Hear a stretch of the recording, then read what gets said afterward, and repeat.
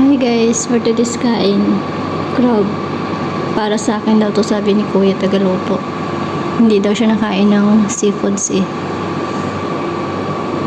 At parang ano to siya, yung munggo, beans din sa kanila.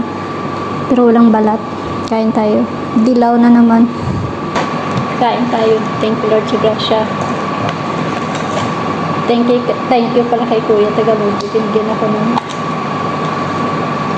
inihaw na kasag.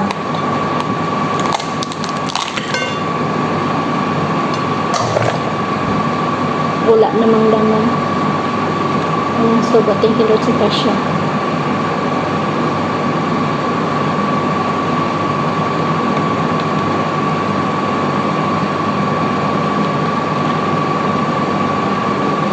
Ang sarap siya. Iyak lang.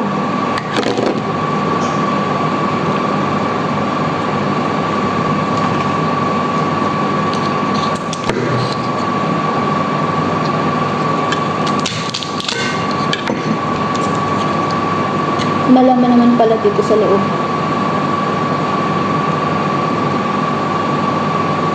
Wala lang siya alikid. Pero malaman.